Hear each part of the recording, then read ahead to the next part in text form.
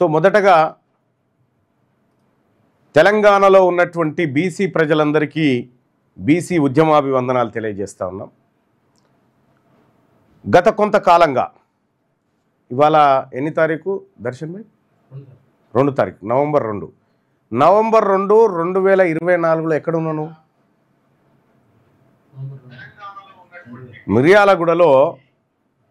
మిర్యాలగూడలో బీసీ గర్జన సభ నిర్వహించినాం. కరెక్ట్గా ఏడాది అయింది. రేపు కార్యక్రమం 1 ఇయర్లో మొట్టమొదటి సభ బీసీ గర్జన కోసం మిర్యాలగూడలో సభ నిర్వహించినాం. ఆ మిర్యాలగూడ సభలో చాలామంది బీసీలను ఒకతాటి మీదకి తెచ్చినాం. తొలి అడుగు అక్కడ పడింది. తొలి అడుగు మిర్యాలగూడలో పడి ఆ తర్వాత వరంగల్ సభ, ఆ తర్వాత అనేకమైనటువంటి రాజకీయ మలుపులు తీసుకుంది ఈ బీసీ ఉద్యమం. అంతకంటే ముందు తాజ్ కృష్ణాలో నిర్వహించినటువంటి మేధోమదన సదస్సు, ఇవన్నిటి తర్వాత అనేక పరిణామాలు, అనేక ఘటనలు పుట్టుకొచ్చినాయి. వాళ్ళ తెలంగాణ రాష్ట్రంలో బీసీ ఉద్యమం ఎక్కడ చూసినా బీసీ ప్రజలంతా ఒక్కటైపోయి మా హక్కులు, మా అధికారం, మా వాటాన్ని నినదిస్తున్నారు. ఈ నినదిస్తున్నటువంటి క్రమంలో మరి బీసీలంతా ఒక్కటై కోరుకుంటా ఉన్నటువంటి అధికారాన్ని, ఒక్కటై కోరుకుంటున్నటువంటి వాటాను ఏదైతే ఉందో, ఈ వాటాలో మరి అగ్రవర్ణాల పాత్ర ఎలా ఉండబోతా ఉంది? ఇప్పుడు మొత్తం ఎంటైర్ భారతదేశంలో చూడండి, ఎస్టీ, ఇక్కడ రాసి చూపిస్తా, ఎస్టీ, ఎస్సీ, ఓసీ, బీసీ. ఎస్టీలకు వాళ్ళ జనాభా ఎంతుందో వాళ్ళకు రిజర్వేషన్ అంతుంది. ఎస్సీలకు వాళ్ళ జనాభా ఎంతుందో వాళ్ళకు రిజర్వేషన్ అంతుంది. ఓసీలకు వాళ్ళ జనాభా ఎంతుందో వాళ్ళకి ఇంకా ఎక్కువ రిజర్వేషన్ ఉంది. బీసీలు ఉన్నారు, బీసీలు ఎంతున్నారో వాళ్ళకు రిజర్వేషన్ లేదు.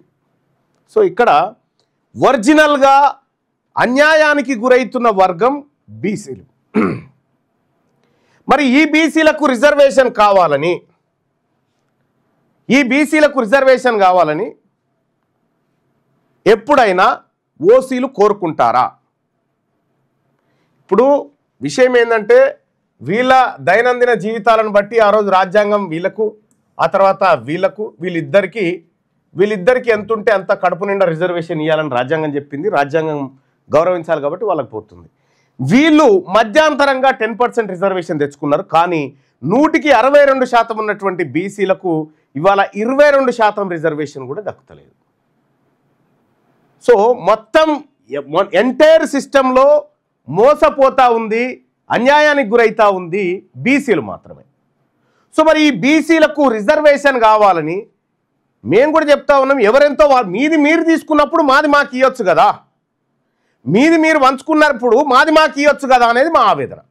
సో ఇక్కడ మనం గమనించాల్సినటువంటి కీలకమైనటువంటి పాయింట్ ఏంటంటే, ఈ బీసీలకు రిజర్వేషన్ కావాలని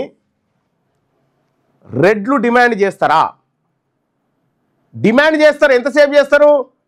వాళ్ళ రాజకీయ అవసరాల కోసం బీసీలకు రిజర్వేషన్ కావాలని చెప్తారు. నిజంగా బీసీలకు రిజర్వేషన్ వచ్చే అవకాశం ఉంటే వెంటనే కోర్టుకు తోలిస్తారు, కోర్టుకు తోలిచ్చి అడ్డుకుంటారు అన్నట్టు. వీళ్ళు ఎక్కడున్నా ఒక్కతాను ముక్కలే, ఇంకొకటి శశబిశలేం లేవు. వీళ్ళు ఎప్పటికీ మనోళ్ళు కాదు. సపోజ్ మీకు ఒక ఉదాహరణ చెప్తా, ఒక ఉదాహరణ మీకు మీ ముందుకు తీసుకొస్తా. సో నా ఫోన్లోంచి తీస్తా అన్నా. కోదండరామ్ సారు ఇది ఉందిగా, ఏది ప్రమాణ స్వీకారం. కోదండరామ్ సార్ ప్రమాణ స్వీకారాన్ని అబ్జర్వ్ చేయండి మీరు.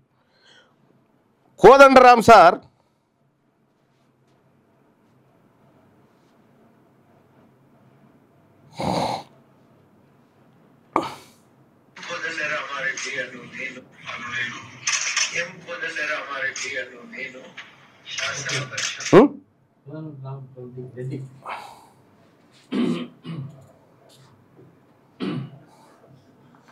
ఇక్కడ గమనించాల్సినటువంటి చాలా కీలకమైన పాయింట్ ఏంటంటే, ఇగో కోదండరామ్ గారు ప్రమాణ స్వీకారం చేసిండు. ప్రమాణ స్వీకారం చేసే టైంలో ఏమని ప్రమాణ స్వీకారం చేసిండో డీప్గా అబ్జర్వ్ చేయండి.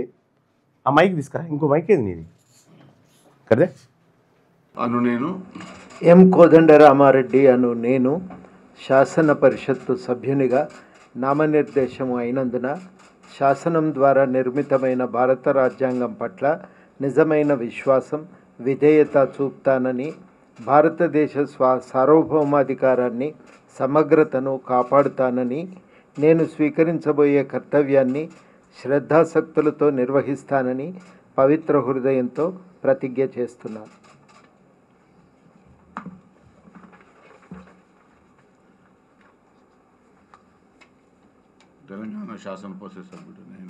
తెలంగాణ శాసన పరిషత్తు సభ్యుడనైన ఎం కోదండరామారెడ్డి అను నేను సభ నియమాలకు కట్టుబడి ఉంటానని, వాటిని అనుసరిస్తానని, సభ మర్యాదలను పాటిస్తానని, సంప్రదాయాలను గౌరవిస్తానని పవిత్ర హృదయంతో ప్రతిజ్ఞ చేస్తున్నాను.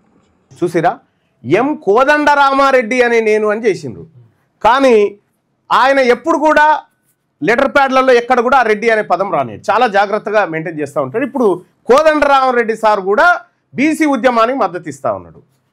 మరి ఇంకా కొంతమంది బీసీ ఉద్యమానికి అగ్రవర్ణాల వాళ్ళు మద్దతు ఇస్తున్నారు. వీళ్ళని నమ్మొచ్చా లేదా మల్లన్న, జర నువ్వు మార్నింగ్ న్యూస్లో చెప్పు అని చెప్పి ఒక మిత్రుడు విజ్ఞప్తి చేశాడు. ఎట్టి పరిస్థితుల్లో నమ్మడానికి వీల్లేదు. వీళ్ళు ఎప్పుడూ మన మంచిని కాంక్షించరు, గుర్తుపెట్టుకోండి. వీళ్ళందరి హిడెన్ ఎజెండా ఒక్కటే, అధికారాన్ని చెలాయించాలి, బీసీలను బానిసలుగా చూడాలనేది వీళ్ళ హిడెన్ ఎజెండా. కాబట్టి మనం అత్యంత జాగ్రత్తగా పరిశీలించాలి. బీసీలు కానివాడు ఎవడైనా ఈ బీసీల గురించి మాట్లాడుతున్నంటే వాని ఎజెండా వేరే ఉన్నట్టు లెక్క. బీసీలు కానివాడు ఈ బీసీల కోసం మాట్లాడుతున్నాడు అంటే వాని ఎజెండా వేరే అయి ఉంటుంది, గుర్తుపెట్టుకోండి. ప్యూర్గా బీసీలు చేయాల్సినటువంటి ఉద్యమం ఇది, బీసీల చేత నడవాల్సినటువంటి ఉద్యమం ఇది. తెలంగాణ రాష్ట్రంలో 162% ఉన్నటువంటి బీసీలు చాలా క్లియర్గా ఈ మూమెంట్లో ఉన్నారు. ఇవాళ తెలంగాణ రాష్ట్రంలో బీసీలంతా ఒక్కటైనారు. ఈ ఒక్కటైన బీసీల ఓటు బ్యాంకు కోసం దొరబడతారు తప్ప ఇంకొకటి కాదు. ఆంధ్రోళ్ళు తెలంగాణ ఉద్యమం చేయడం ఎట్లనో ఈ అగ్రవర్ణాల వాళ్ళు బీసీ ఉద్యమం చేయడం కూడా గట్లే.